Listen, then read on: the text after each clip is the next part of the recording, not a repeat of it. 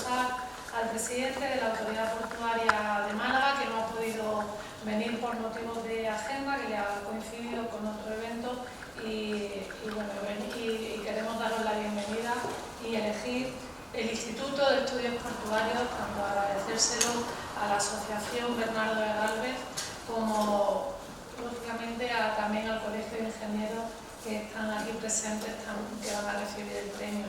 El Instituto de Estudios Portuarios, como su nombre indica, está aquí para divulgar, para difundir, para transferir conocimiento y siempre de la mano tanto de la Autoridad Portuaria como del Puerto de Málaga para llegar a la ciudad y a todos los rincones de Málaga y de su provincia. Y qué mejor lugar para el puerto que poder hablar aquí de Bernardo de Gálvez, poder hablar aquí del premio Bernardo de Gálvez que se entrega al Colegio de Ingenieros Técnicos Industriales y de grado. Y aquí seguramente de la mano de Patricia Lons, que podrá hacer una exposición extraordinaria de este premio y de estos logros que se hacen a través de este colegio de ingenieros técnicos. Agradecer también a Miguel Ángel Gálvez Toro y saludarle como presidente de la Asociación de Bernardo de Gálvez, a José Zayas como decano del Ingeniero Técnico Industrial y de grado, y por supuesto a Manuel Olmedo y a Francisco Cabrera, que tanto cariño y dedicación le dais a esta asociación. Y bueno, como he comentado, desde el puerto, desde el Instituto de Estudios Portuarios, intentamos que todo lo que ocurra en el puerto pueda trasladarse a la ciudad, y por ello desde hace muchos años se trabaja en esa relación puerto-ciudad para lo que ocurra en el puerto se conozca la ciudad y viceversa, para que no estemos de espaldas lo uno al otro y que podamos abrazarnos. Por lo cual, este evento que habéis elegido para nosotros es muy importante y lógicamente queremos que lo disfrutéis, que lo sintáis como vosotros y que sintáis esta casa como vuestra para poder seguir organizando jornadas relacionadas no solamente con Bernardo de Gálvez, sino también con todo lo que tiene que ver con lo marítimo y con la marina y con el puerto. Así que, sin más, le paso la palabra al resto de personas que van a intervenir en esta mesa y que seguro que estéis contando cosas muy interesantes. Enhorabuena al premiado, que recibirá el premio ahora, no creo que lo haya revelado, ¿verdad? Porque está aquí, todos sabemos que lo vaya a recibir, pero enhorabuena también al premiado por el premio que se le concede. Muchísimas gracias.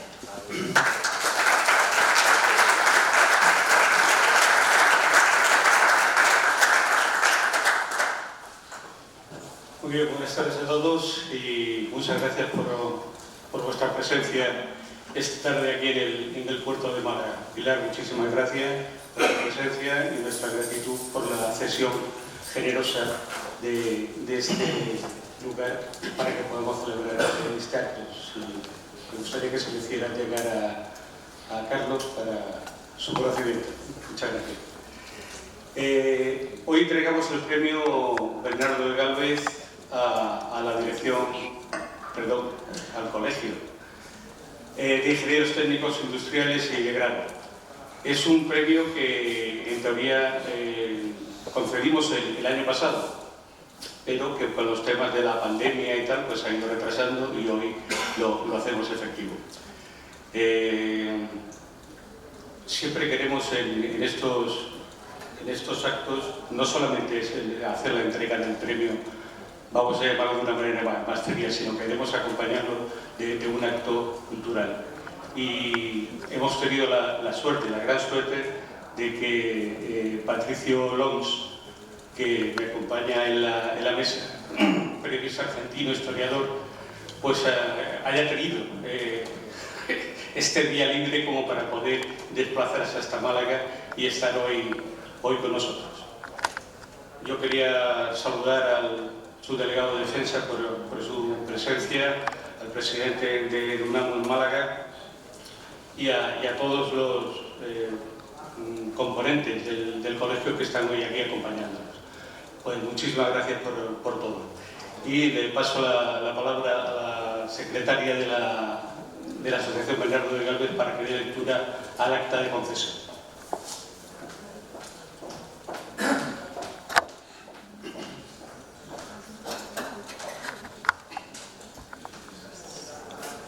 Buenas tardes a todos.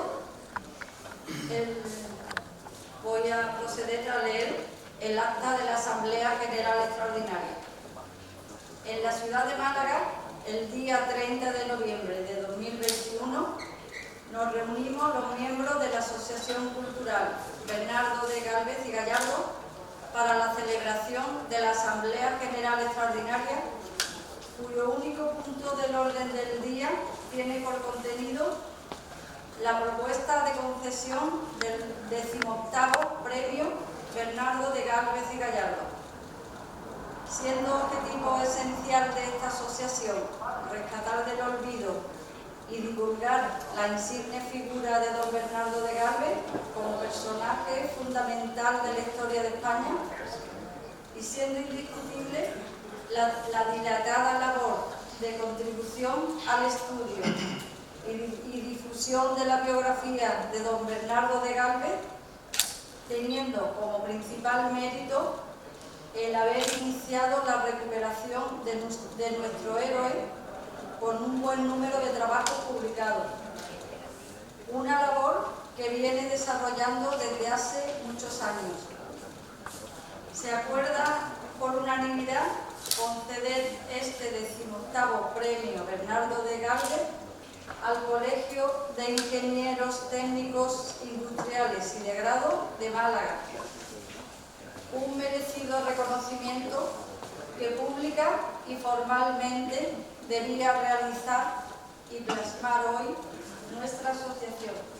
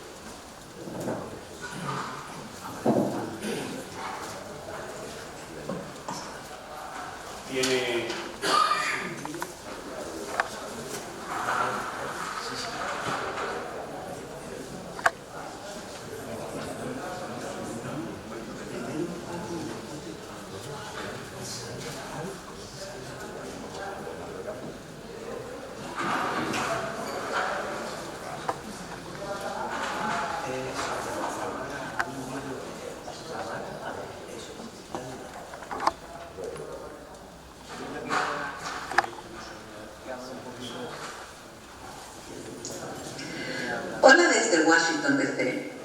Soy Teresa Valcarce, orgullosa embajadora de la Asociación Bernardo de Gálvez en Estados Unidos. Espero que estén disfrutando de la entrega de tan merecido premio Bernardo de Gálvez al Colegio de Ingenieros Técnicos de Málaga. Quiero mandar un saludo a Pepe Zaya, actual decano, y a los miembros de la Junta de Gobierno. También un recuerdo muy especial a nuestro querido Antonio Serrano, que está disfrutando del día de hoy desde el cielo. Un beso grande a mi compañero de fatigas, amigo y mentor, Manuel Olmedo Checa, y a mi presi, Miguel Ángel Gálvez.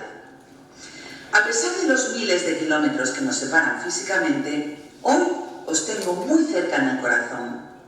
No solo porque soy colegiada honorífica desde el 2014, sino también porque nunca olvidaré vuestro apoyo incondicional durante el proceso que duró colgar el retrato de Bernardo de Gálvez en el Capitolio de los Estados Unidos. Desde el papel clave de Bernardo de Gálvez para ganar la guerra, hasta el vino dulce de Málaga que bebía a diario George Washington, mis dos países, España y Estados Unidos, están unidos desde siempre. No quiero robarles más tiempo para que puedan seguir con la celebración de tan importante acto. Así que solo me queda mandarles un beso enorme a todos los presentes. ¡Viva Gálvez! Y que Dios bendiga a España y a los Estados Unidos de América.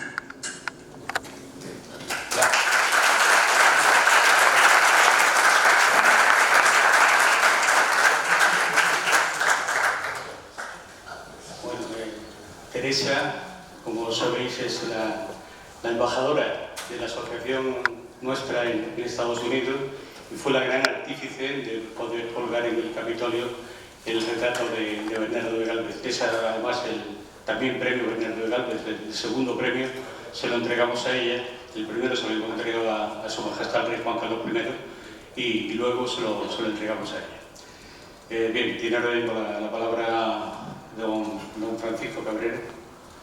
También eso es don Francisco, ¿no? Para hacer la graduación del premio. Sí, buenas noches. Querida Pilar, gerente de Málaga Port, primero el agradecimiento a la autoridad portuaria por cedernos, como tantas veces, este magnífico salón. Señor presidente de la Asociación Bernardo de Gálvez, señor decano del Colegio de Ingenieros Técnicos Industriales y de Grado de Málaga, señor subdelegado de Defensa, autoridades, queridos amigos, señoras y señores.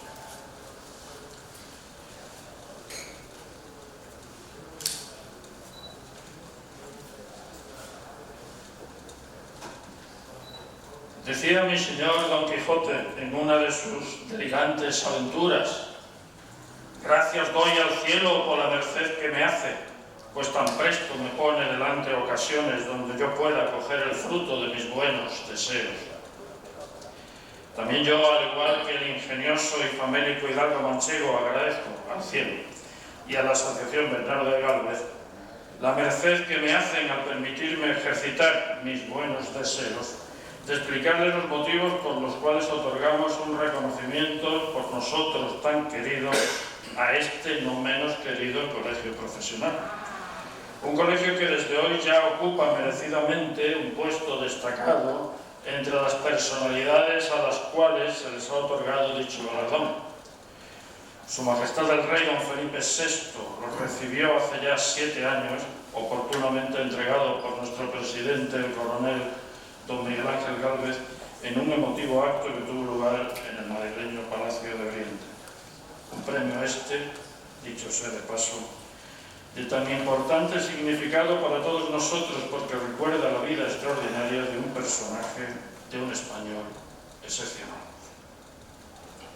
Y ya sin más, me permitirán ustedes que les explique con la brevedad que aconseja el protocolo los motivos por los cuales la Asociación Bernardo de Gálvez, Conde de Gálvez, adoptó por unanimidad la entrega de su reconocimiento más preciado a la citada corporación. El Colegio de Ingenieros Técnicos Industriales y de Grado de Málaga siempre ha venido prestando un extraordinario servicio a la sociedad en el campo de sus competencias, cuidando que sus actuaciones profesionales alcanzasen el nivel acorde con la demostrada formación técnica y científica de quienes lo componen. Además, y casi desde sus inicios, todas sus juntas de gobierno se han ocupado y preocupado de transmitir a la sociedad malagueña, a la que en definitiva sirven, su decidida apuesta por la cultura. Es en este sentido en el que en el año 1991 nació bajo su mecenazgo la revista Péndulo, una edición que pretendía aunar y difundir las inquietudes de estos ingenieros y de quienes, sin serlo, mostraban un claro interés por alcanzar y transmitir el conocimiento en el sentido más clásico de la palabra. Surgió así una excelente publicación que, de la mano de un colegio de la solvencia de este, pretendía nada más, y desde luego nada menos, que ser la voz de las ciencias y de las humanidades, contadas por quienes tienen algo que contar, siempre desde la más absoluta solvencia y el más acreditado rigor. La dirección de una revista que es ya un referente en el mundo cultural dentro y fuera de Málaga recae desde el número 7, editado en diciembre de 1995, en su colegiado de honor, Manuel Olmedo Checa. Un querido amigo y notable investigador e ingeniero que, como decimos, ha sabido unir en sus páginas tanto a las ciencias como a las humanidades en la búsqueda de un objetivo común, como lo es la difusión de esa cultura y ese conocimiento a los que antes nos referíamos. Una difusión, por cierto, que además de extenderse por toda España, alcanza ya 14 países, entre los que destacan las colaboraciones de especialistas hispanoamericanos en los más diversos campos. Y esta noche tenemos la inmensa fortuna de contar aquí con un magnífico conferenciante, como tendremos ocasión de comprobar. Y esto, pueden creerme, es muy importante, porque, como decía mi admirado y recordado profesor Boltesbow en una de sus obras magistrales, triste es que el común de la gente sepa tan poca historia, pero todavía resulta más triste que buena parte de la poca que saben sea falsa. A esto se ha dedicado con especial empeño esta revista, al igual que su director, a batallar contra la mentira y el engaño de quienes desde siempre han usado de procedimientos tan falsos como interesados para atacar a nuestro país, celosos de un brillante pasado histórico como el español, sin parangón durante muchos siglos en ninguna de las naciones de nuestro entorno.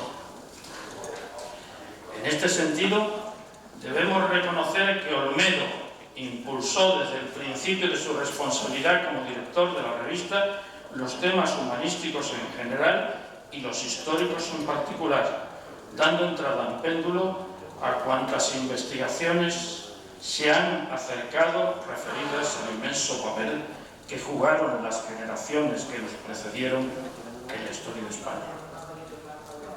En suma, Péndulo y Olmedo y Péndulo han contribuido de manera decidida y eficaz a desmontar una leyenda negra tan injusta como falsa que los enemigos del valioso legado español se han encargado de inventar, animar y difundir. Conviene recordar que en 1495, 3 años después del descubrimiento, llegó a Sevilla una flota desde América con 500 indios esclavos que Colón aseguraba traer como prisioneros de guerra. La reina Isabel ordenó de inmediato que fueran todos liberados y repatriados con la inmediatez que le permitían aquellos tiempos, lo cual se consumó en el año 1500. Esta es una fecha clave para la historia. Como lo es la última voluntad de Isabel la Católica, que dirigió a sus súbditos en su testamento fechado el 12 de octubre, que fecha 12 de octubre de 1504, comillas, y no consienta ni den lugar a que los indios reciban agravio alguno, ni en sus personas ni en sus bienes, mas mande que sean bien y justamente tratados, y que si algún agravio han recibido, los remedien de inmediato. En definitiva, los habitantes de aquellas tierras hermanas eran tan súbditos como si hubieran nacido en Burgos o en Sevilla. Un año antes de 1504 ya se había fundado en la isla de Santo Domingo el primer hospital de América. En 1511 la primera catedral y en 1539 la primera universidad. El Hospital de Jesús de la Ciudad de México se estableció en 1521 como un proyecto personal de Hernán Cortés, con la imperativa condición fundacional de que atendiera a todos los pacientes por igual sin distinguir si eran españoles o indígenas. Esto no se cuenta, pero es así. Ese mismo año, en 1521, nacía la primera leprosería por decisión del citado Cortés. En 1532, el Hospital Real de los Naturales, que dirigido por los franciscanos, atendía exclusivamente a los indígenas. Tan solo 3 años después, en Puebla, nació el de San Juan de Letrán, un hospital destinado solo a mujeres. Y en aquellos años, españolas en América, muy poquitas. En 1553, Carlos I ordenó la creación de la Universidad del Virreinato de Nueva España, etcétera, etcétera, etcétera, sobran los ejemplos. Y así desde siempre. Y entre tanto, conviene recordarlo, sobre todo por las generaciones más jóvenes que tantas cosas inservibles estudian olvidando las esenciales. Las principales capitales europeas no pasaban de ser poco más allá de un villorrio cualquiera, donde la ciencia, la higiene, la sanidad, la civilización más primaria brillaban por su ausencia. Durante siglos, y así hay que contarlo porque así sucedió, la huella española en aquellos pueblos hermanos ha sido intensa, enriquecedora y constante, a pesar de que hoy la ignorancia de unos y la estulticia de otros pretendan ocultar una realidad histórica absolutamente incontestable. Pues bien, dentro de esta historia sin duda apasionante, el extraordinario trabajo desempeñado por la familia Gálvez en Hispanoamérica bajo el reinado de Carlos III siempre encontró desde su inicio un cálido hospedaje en las páginas de Penn. En marzo de 2007 aparece por primera vez varios artículos escritos por destacados especialistas que responden a este primordial objetivo.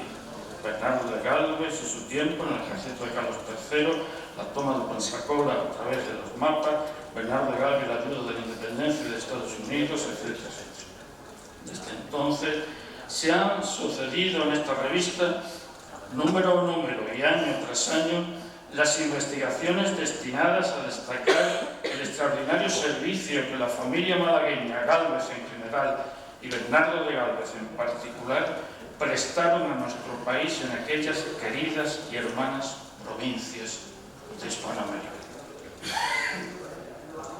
Bernardo de Gálvez y Gallardo, conde de Gálvez, fue un ejemplo de cercanía, de honradez, de valentía y de eficacia en el exacto cumplimiento de sus obligaciones para con su Dios, con su patria y con su rey, en todos cuantos cometidos le encargó la corona, y haciendo siempre bandera de aquel sabio consejo del ingenioso hidalgo manchego con el que comenzamos esta breve intervención y que dedicaba a su orondo escudero. Sábete, Sancho, que no es un hombre más que otro, sino hace más que otro. Y Bernardo de Gálvez, sin duda, lo hizo, más que nadie, a lo largo de una vida ejemplar.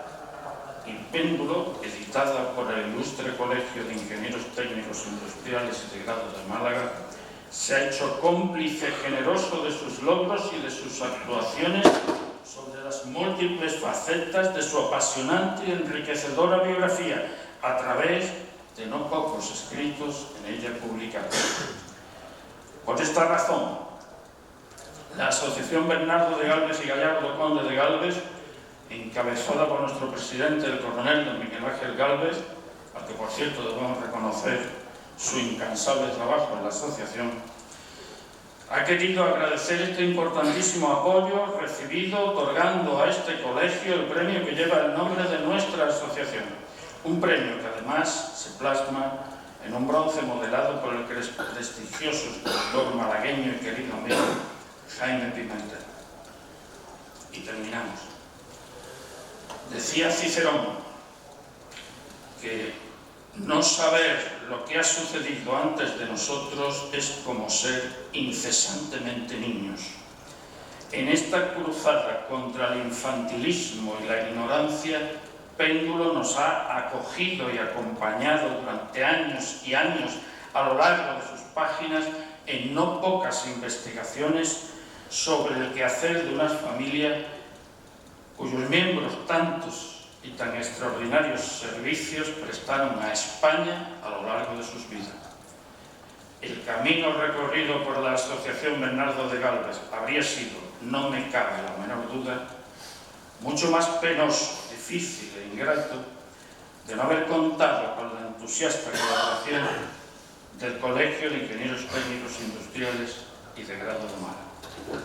Por eso, querido decano, queridos amigos, muchas gracias por vuestro apoyo y por vuestro afecto.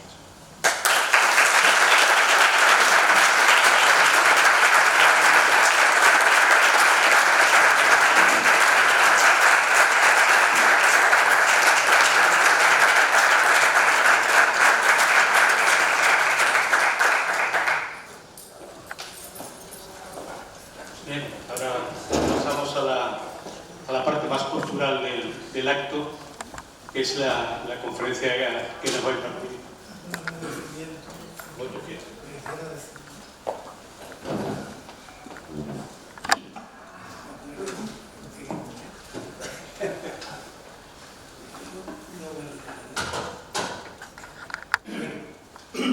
Buenas noches a todos. En primer lugar, agradecer al director de defensa, compañero Patricio Long, conferenciante, Miguel Ángel Gálvez. Muchas gracias por la iniciativa que has tenido y este premio tan merecido, según mis antecesores, más que yo. Gracias, Paco, porque tú también has colaborado siempre, Manolo Olmedo, pero sobre todo quería agradecer este premio porque yo he coincidido en el tiempo y para eso estoy aquí y por eso lo voy a recibir.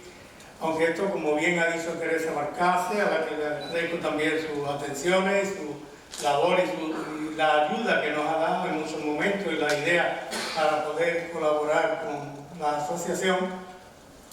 Nosotros, cuando empezamos con esto, yo era miembro de la Junta de Gobierno y con Antonio Serrano, como ella bien lo ha nombrado, y comenzamos con esta andadura a través de Manolo, nos planteaba tal, desconocido para la mayoría, no totalmente, pero bastante desconocido porque casi todos tenemos amigos de Masaraguía ya que siempre te hablaban, te decían tal, pero que aquello se veía muy lejos, no se veía como ahora, que ya sí que sabemos cómo está.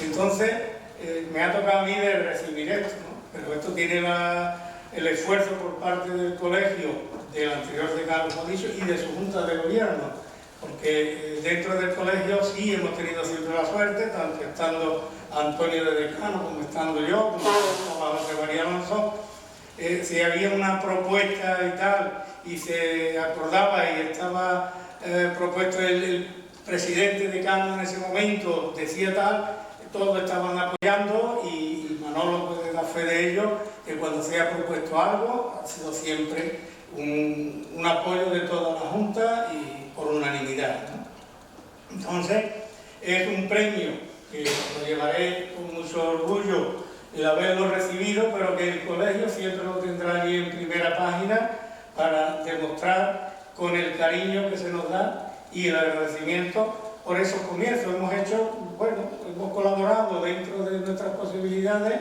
en todo. Se han planteado revistas, monográficos también, y a eso pues, lo que creo que hemos podido hacer, hemos colaborado, se llevó la plata también a Pensacola, que allí, en fin, hemos colaborado en esto, pero tengo que dar las gracias porque es un premio demasiado grande para nuestro colegio y agradeceros a todos también por la asistencia.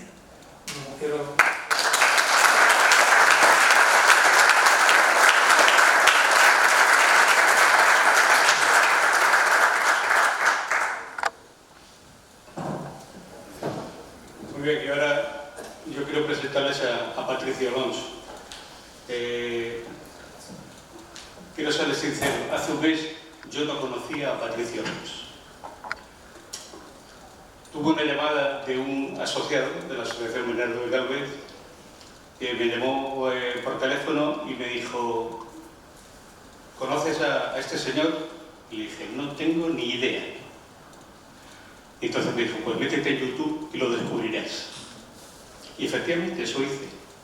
Y me enamoré de Patricio Alonso. Todo lo que contaba, cómo lo contaba, sus ideas que tiene sobre el futuro, cómo hablaba de la bandera de España de entonces, la Cruz de Borgoña, la Cruz de San Andrés, su idea de regresar al pasado, entre comillas, por poder crear una asociación de estados iberoamericanos, pues sinceramente es una idea que me cautivó.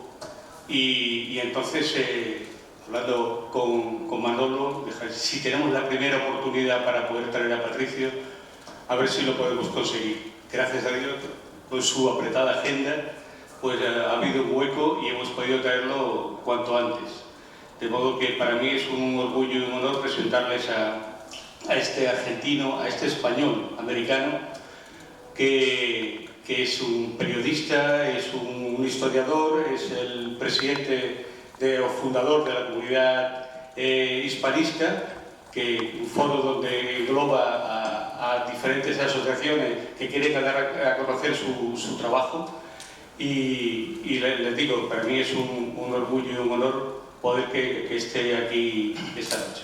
Con todos ustedes, don Patricio Alonso.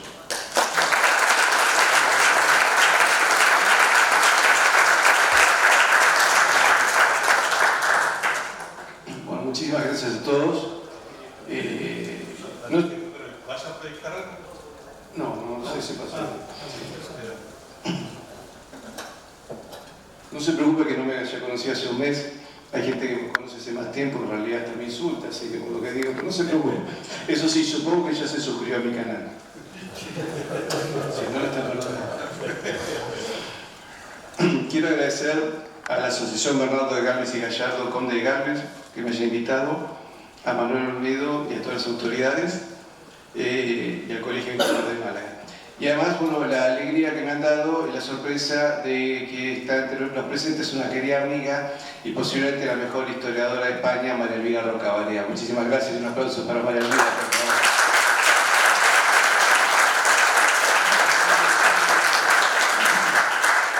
César, después de esto, si me equivoco, vos no digas nada, carraspeás. Y yo me doy cuenta. Para mí fue una sorpresa muy grata cuando me dijeron que era la Asociación Bernardo de Galvez, porque hace más de 10 años un historiador argentino, Julio Carlos González, que nos ha honrado con su amistad, publicó un libro, La Involución Hispanoamericana, donde hace referencia a lo que éramos como Imperio Unido, lo hace incluso desde un punto de vista geopolítico y económico, y cómo luego nos convertimos en estados tributarios de los intereses británicos.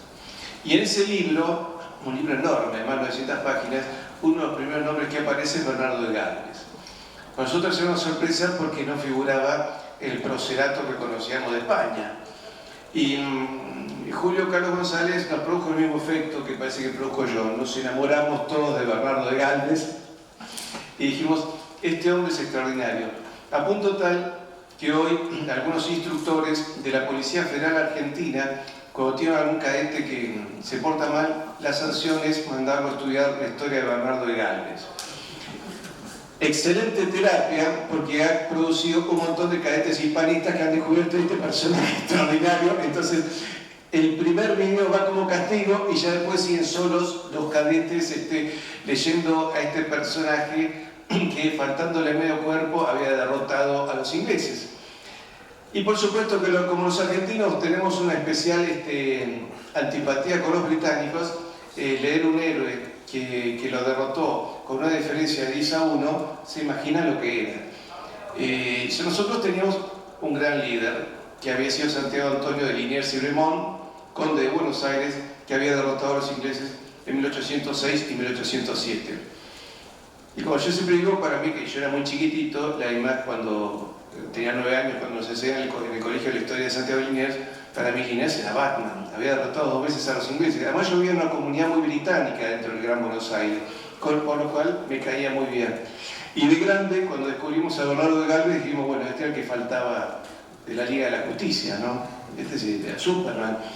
Entonces, a partir de lo que hizo el historiador Julio Carlos González, cuyo libro recomiendo muchísimo, creo que sería motivo de orgullo de todo español, yo en algún escrito que hice dije que complementaba muy bien el libro de María Elvira, Imperiofobia y Leyenda Negra, porque era como la otra parte vista desde América, lo cual lo hace muy, muy interesante. Entonces, con Manuel pensamos un título y consensuamos: Presente y futuro de la hispanidad ante un mundo en conflicto. El título suena un poco rimbombante, parece esos elementos del mundo de las finanzas, que uno sabe que va a invertir, pero le pone un nombre importante y la gente lo compra. Así que espero que les agrade. Bueno, el estado actual que vivimos es de globalistas, con su Agenda 2030, que todos sabemos que el fondo es el empobrecimiento de todos. Nos dicen, no tendrás nada, pero serás feliz. Cuando alguien me dice que yo no tendré nada, pero será feliz, tengo la sensación de que él se va a quedar con lo mío, ¿no es cierto? Me parece muy claro por dónde viene el mensaje. Pero hay gente que lo compra. Y por otro lado, patriotas defensores de su soberanía. Y yo creo que España siempre fue patriota y antiglobalista. Uno de los primeros globalismos fue el Islam, y durante casi 8 siglos España no cejó en su lucha contra el Islam. Y en realidad, para mí, esa historia fue la primera que viví en España. Recuerdo, yo tenía 6 años, apenas sabía aprender a leer y escribir, y mi padre me regala la historia de Fernando III el Santo. La primera imagen de un rey con ropa medieval y debajo un árabe regándose el alfanje. Y inmediatamente me di cuenta que el que estaba arriba del caballo era mío y el otro no tenía nada que ver conmigo, aunque se imaginan que ese no tenía ni idea de lo que era el Islam.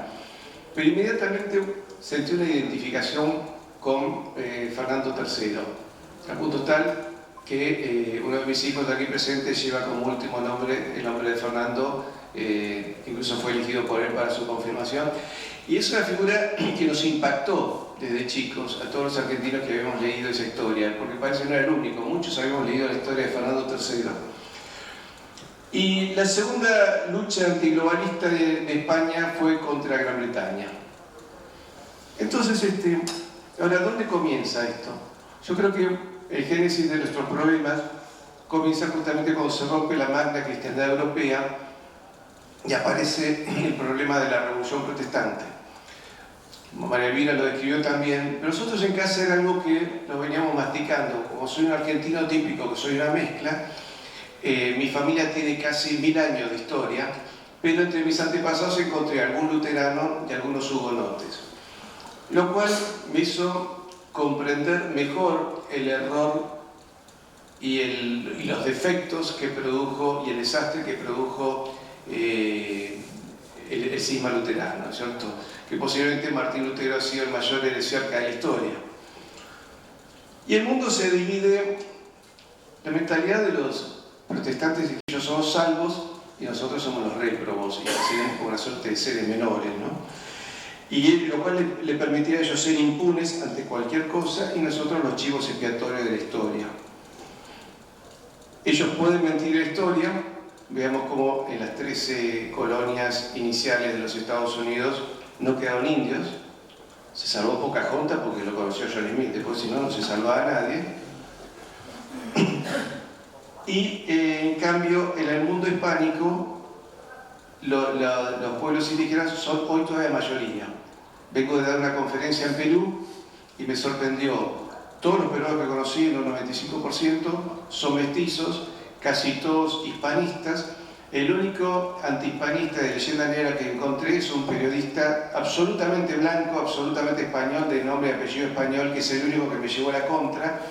Pero el equipo de producción del canal, que era justamente mestizo, me dijeron: mira, lo trajimos a usted porque queremos que hable en defensa de España, porque lamentablemente nuestro conductor es lo contrario. Y en todos los lugares que vivimos en Lima, el peruano medio, que es mestizo, es absolutamente defensor del legado español, lo cual significó para nosotros una gran alegría. Y eso es lo que vemos en toda América. Es decir, los argentinos confundimos porque, bueno, Buenos Aires es una ciudad más bien europea, pero fuera de nosotros y de Montevideo, en realidad en América la sangre que primó es la sangre americana, y en algunos lugares ese ADN amerindio salvó el legado español en América. El mundo luterano, además de ser impune, ha creado una suerte de poder secreto, ¿no? Ellos son como un arcano donde son los que manejan la única verdad, lo cual les da derecho a mentir. En cambio, el mundo español fue un mundo abierto a la salvación, ¿cierto? Para el mundo protestante, evidentemente, hay que ser rico para salvarse. Y eso es lo que diferenció al mundo español del mundo británico. Yo creo que uno de los problemas que nace, que nos lleva a nuestra pérdida imperial, es una idea mía, tal vez me corrija después, lo sé después, nace con el problema de la Liga Hanseática y la codicia que nace en el Báltico. Y yo creo que le molestaban dos cosas. Uno, los límites morales que le ponía la Iglesia Católica con respecto al trabajo y a la justa remuneración, y otro límite que le ponía su codicia era el Real de A8. Cuando uno estudia la moneda española, se da cuenta en realidad de la versatilidad y la economía bien complementada en escala humana, que permitía una economía con alto valor agregado en toda la producción que había en América.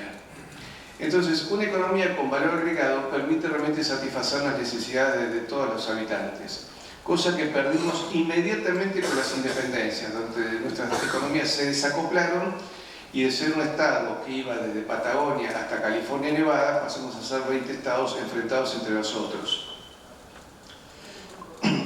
Entonces, para sostener ese objetivo de que la riqueza es salvación del alma, había que crear la leyenda negra. Es decir, no se puede robar y que nos descubran. Hay que considerar que el ladrón es otro. Y durante 300 años los ingleses trataron de convencer, y lamentablemente convencieron no solo a muchos americanos, sino que tristemente a muchos españoles, de que la leyenda negra anti-española es verdadera. Ese me duele muchísimo ver turistas españoles en Buenos Aires. A veces lo veo algunos perdidos cuando me pongo a ayudarlo y me encuentro con que él es el defensor de la leyenda negra y yo resulta que tengo que dar una clase de historia en medio de una avenida, en medio de un cruce de calles, en 5 minutos decirle que él no me hizo nada, sino que gracias a España mis tatarabuelos llegaron de Europa y pudieron cumplir con sus sueños, enamorarse, vivir y tener una vida digna gracias a que España alguna vez pisó América. Más se horrorizan cuando se me ocurre cantarles el himno de España, pues ellos dicen que no tiene letra. Yo digo, sí, tiene letra. Y para mí la letra es la de José María Pemán. ¿Y por qué? Porque la letra de José María Pemán nos incluye a nosotros, ¿no? Cuando dice sobre el azul del mar, el caminar del sol, muestra no solo esa valentía, ¿no? Lanzarse, porque hoy navegar es fácil, pero en aquella época los datos eran bastante escasos. Y sin embargo se lanzaron sobre el azul del mar, hacia occidente, donde camina el sol, y llevaron la civilización a América. Así que realmente como argentino debo agradecerle todos los días a Colón, a pesar de sus defectos, porque trajo la civilización al nuevo mundo. Y a José María Pemán por su hermosa poesía, y espero que algún día los españoles vuelvan a cantar ese himno, porque creo que es muy importante para ustedes saber que ese himno nos incluye. Entonces, cuando ustedes canten la letra de José María Pemán, sepan que además de pensar en la España peninsular, pueden pensar ustedes con cariño en la otra España, ¿no? La que decía un poco Mocedades, la que huele a caña, tabaco y brea. Esa era la España americana. y puedan considerarnos a nosotros como sus compatriotas. Yo creo que el concepto de España de entender que la civilización significaba llevar la salvación de las almas tuvo incluso beneficios económicos, ¿no? Cuando le dicen a Felipe II, en realidad en Filipinas, esta gente sí está de acuerdo en sumarse, pero no hay nada. ¿Qué hay? Hay canela, algo más. Y Felipe II pregunta, ¿hay almas? Y sí, hay almas, hay gente. Vamos ahí. Y el resultado fue que Filipinas se convirtió en un emporio económico y comercial durante 300 años, y los males de Filipinas realmente comenzaron a partir de 1898 con su separación, que le llevó a Emilio Aguinaldo, que como decía el padre de la patria filipina, a arrepentirse al poco tiempo de lo que había hecho y decir que lamentablemente antes éramos parte de un imperio y ahora somos apenas un mercado de consumo de productos norteamericanos. Y los problemas de Filipinas no tuvieron realmente solución, nacen con un genocidio, los norteamericanos matan el 20% de la población y sumieron a un país en la pobreza, problema al cual no han podido salir hasta el día de hoy. Creo que también debemos entender que ese imperio tuvo la visión suficiente, esa visión imperial, no globalista, de llevar la civilización, y lo cual permitió a los Habsburgos y a la dinastía Ming unificarnos y tomar nuestra moneda, la que se acuñaba en América, como la primera moneda global que les permitió a ellos también un desarrollo.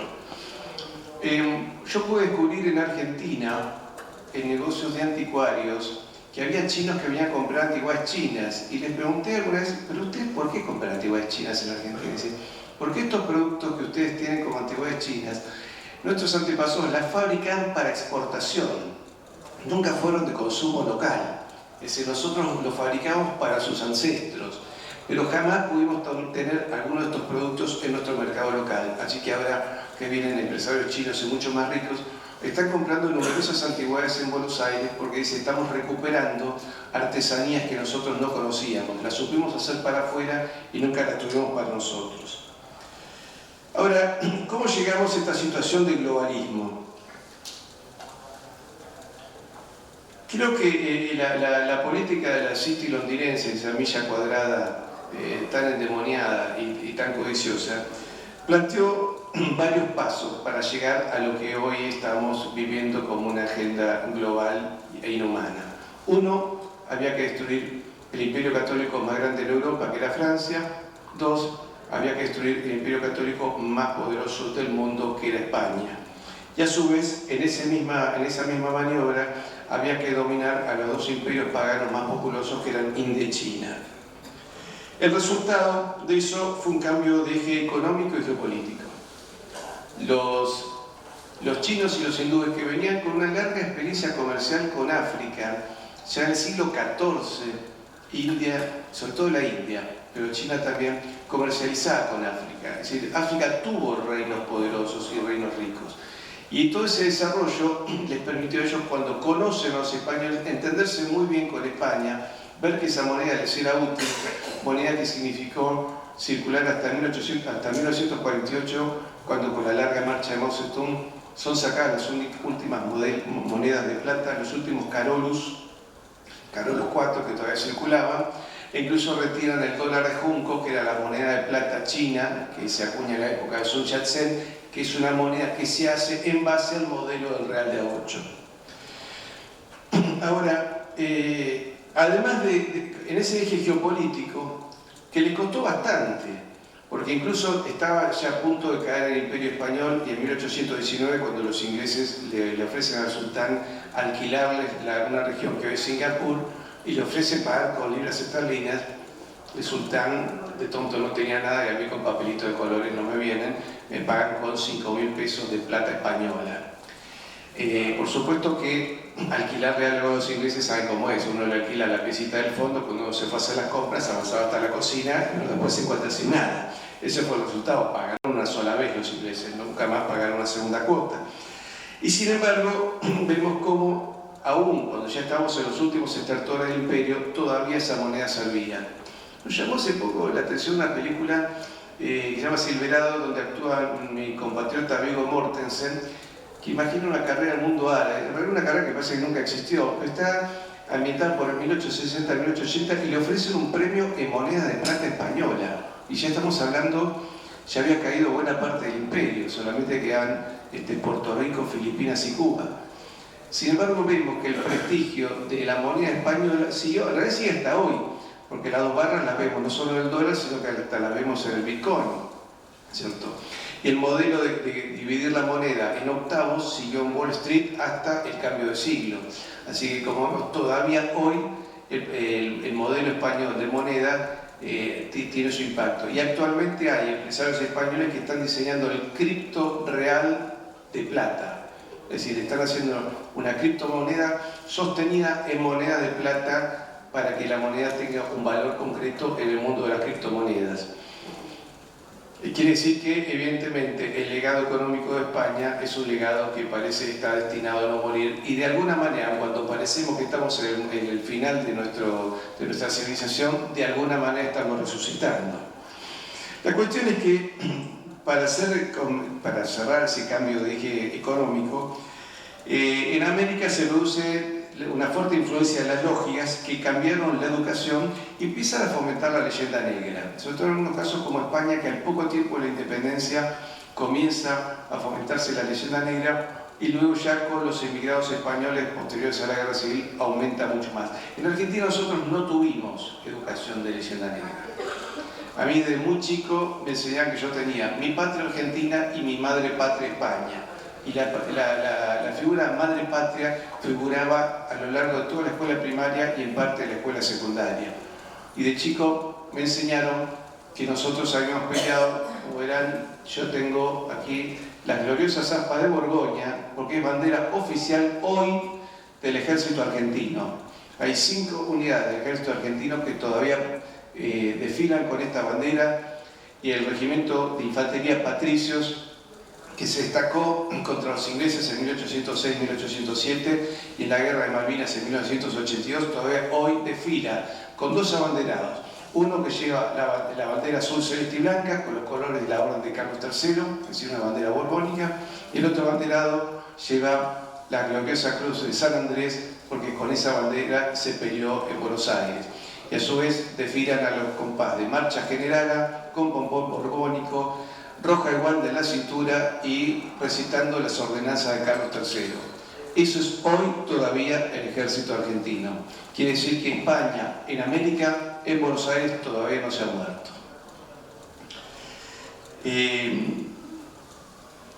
Lo que sí vemos para ya ir llegando a este mundo globalista, siglo XX tenemos la caída de las monarquías cristianas y los imperios centrales, y el otro gran elemento de decadencia para llegar a una agenda globalista es la crisis de la Iglesia a partir del Concilio Vaticano II, donde se trastorna todo el pensamiento de la Iglesia, se cambia desde los ritos hasta la doctrina y realmente se convierte todo el pensamiento universal de la Iglesia más bien en un pensamiento humanista y mundialista, alejado de todo el pensamiento que le permitió ser exitosa durante 2 milenios. Y ya en el siglo XXI, ¿qué tenemos? La concentración de los medios financieros unidos a los mediáticos.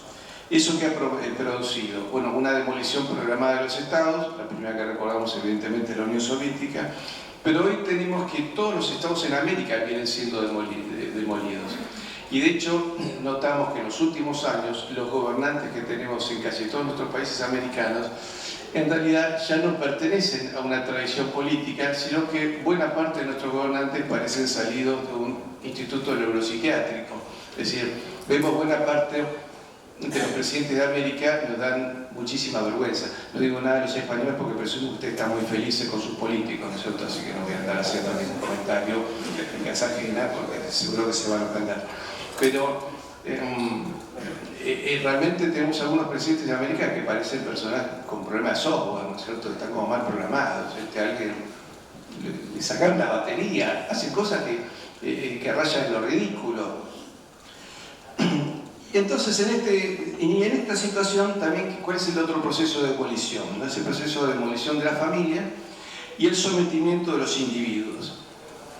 En este proceso de demolición tenemos los nefastos aportes del siglo XX que han sido la Escuela de Frankfurt que de alguna manera ha metido el comunismo en Occidente. El Instituto Tavistock, que fue un gran promotor de la droga y de determinada música y una combinación de estas en la juventud.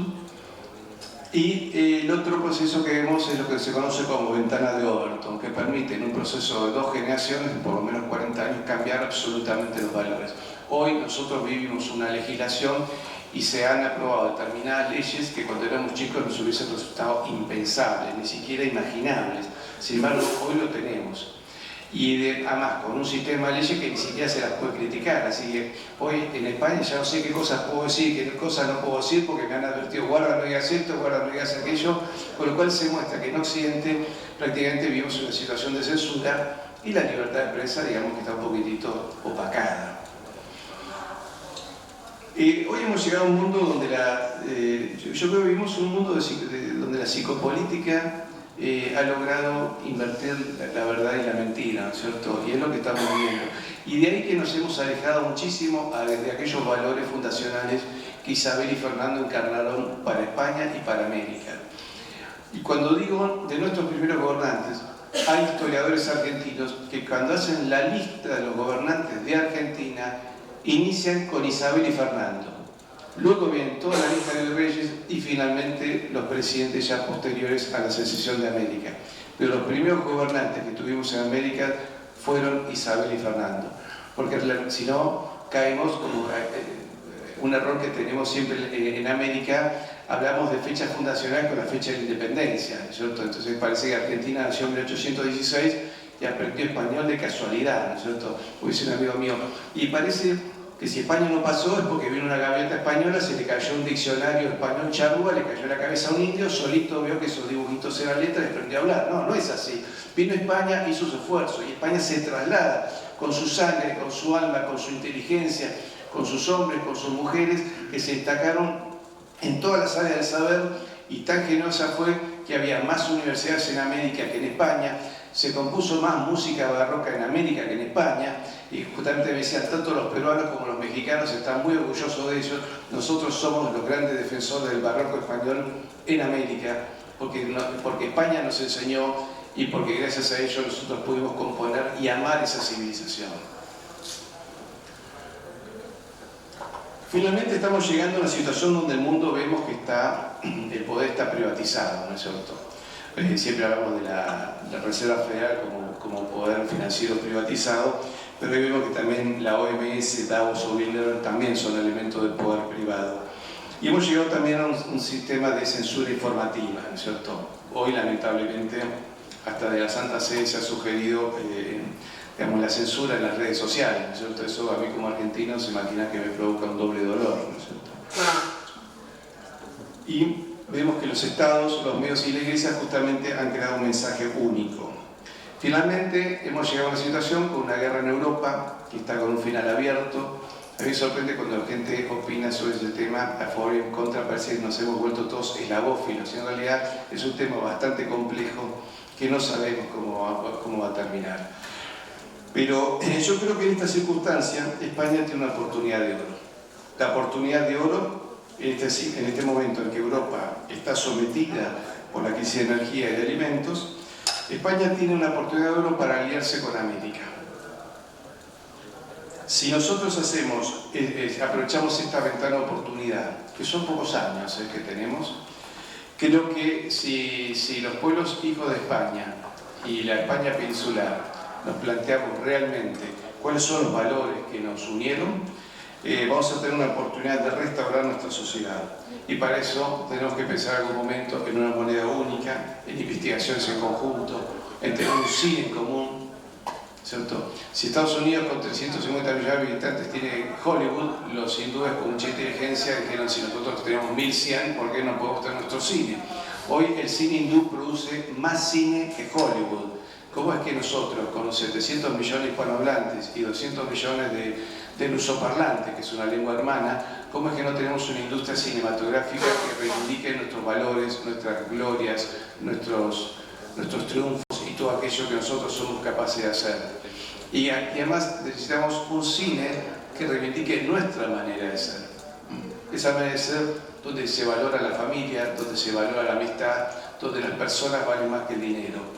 Y si bien desde que llegué muchos españoles me han dicho no, acá la situación es muy terrible y son muy autocríticos, desde que hemos llegado hace un mes y medio no hemos recibido más que muestras de afecto, generosidad, solidaridad, y hasta de españoles que no me conocían en la calle, que me habían perdido y me han acompañado para llegar al lugar de destino. Y en todos los lugares he visto gente amable, generosa, voluntariosa, y me he encontrado con que en realidad detrás de esas grandes murallas que veo en España, en fortificaciones y en edificios antiguos, ese es el reflejo de millones de horas de trabajo, de esfuerzo, de sudor, de ingenio del pueblo español, que supo construir una civilización que para mí nace en el Pilar de Zaragoza, cuando Santiago y María decidieron que esta tierra era una tierra por la que valía luchar. Esta tierra iba a producir héroes, santos, grandes reyes y grandes civilizadores. Y creo que es así. Chesterton, que creo que es el más español de los ingleses, siempre dice: cuando hay una duda profunda, metafísica, teológica, uno termina en un pensador español. Por lo tanto, yo le digo a los españoles,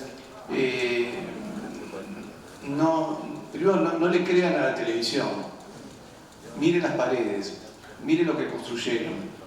Las paredes nos hablan del esfuerzo, y España lo hizo. España se trasladó con todo su esfuerzo a América, y España fue un ejemplo para nosotros. Por eso, cuando los pueblos de América tuvimos que luchar contra las invasiones inglesas en Buenos Aires, lo hicimos también en 1770, cuando los ingleses invadieron Malvinas, y fuimos, como en aquel momento, virreinato del Perú, con una flota que salió del puerto de Maldonado, antigua provincia de Montevideo, hoy República Oriental del Uruguay. Peleamos con la Roja Igualda y las Zapas de Borgoña y los derrotamos a los ingleses las veces que fuese necesario. Y cuando España nos necesitó, en Trafalgar combatieron 9 rioplatenses que fueron parte de la Marina Española, y luego con la invasión napoleónica el regimiento más condecorado del ejército español fue el regimiento de caballería del cuerpo de gallegos del Río de la Plata, o gallegos de Buenos Aires.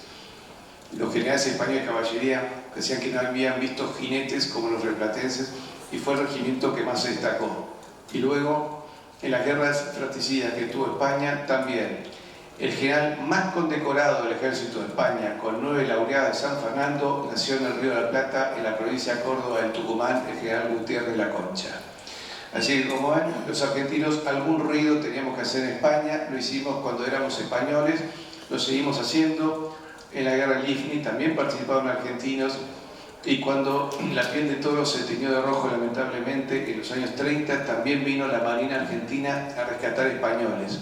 Llegaron a los puertos españoles, y a todo aquel que pedía refugio, los buques argentinos cargaron familias sin preguntarles si habían hecho ningún trámite en las embajadas, porque vinieron otros países a ayudar a rescatar gente. Pero siempre preguntaban: ¿usted hizo el trámite en la embajada nuestra, la embajada belga, francesa, norteamericana? Y los españoles decían: pero están a los tiros en Madrid, ¿qué trámite que quiere que haga? La Marina Argentina no hizo eso. Cargó a toda la gente que había que cargar. Los oficiales y los marineros dormían en cubierta para que los camarotes pudiesen dormir las madres con sus hijos, y así se salvaron 1.491 españoles. No sé de qué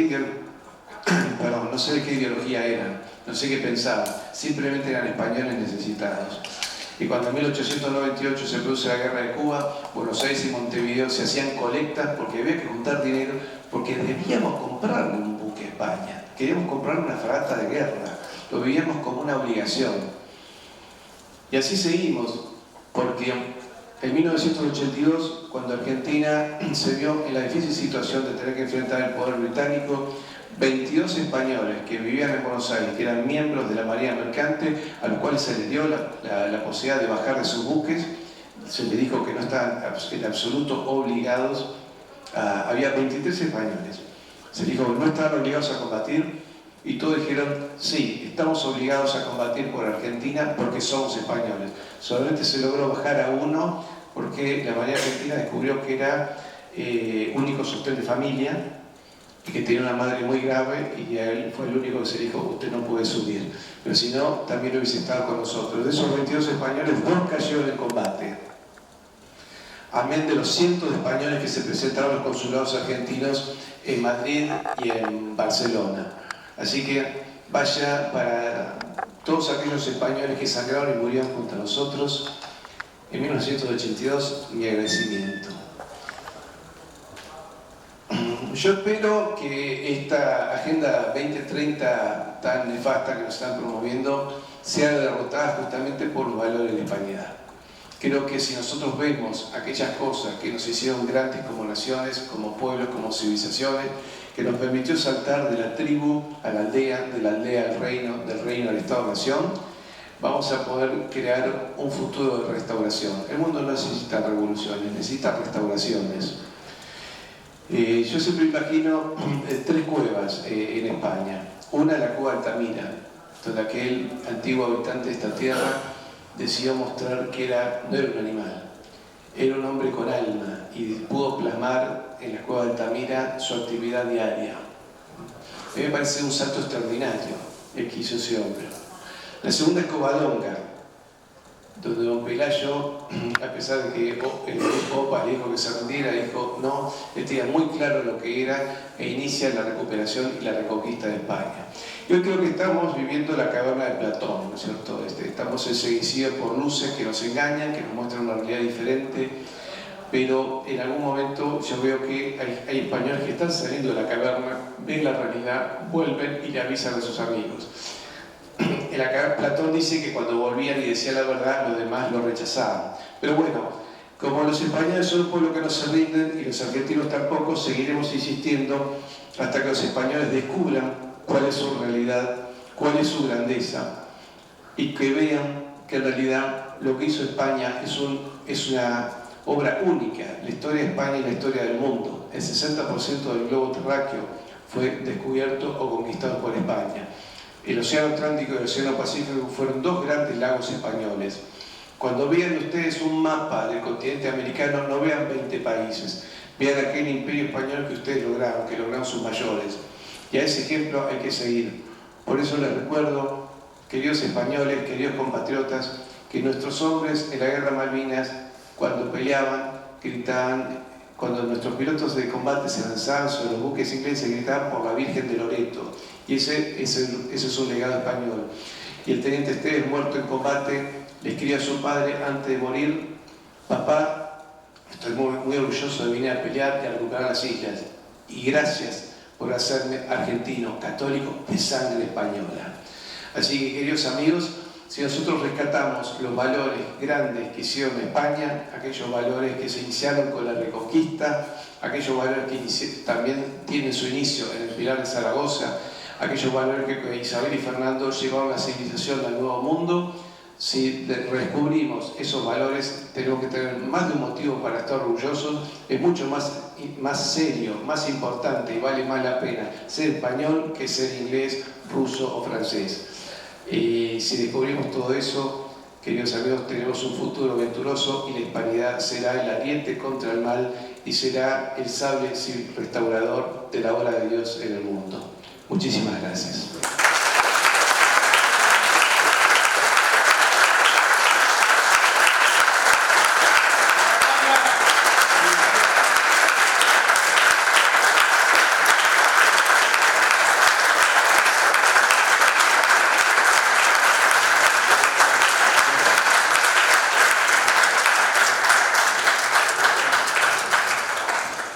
¿Tenía yo razón? ¿Es para enamorarse o no?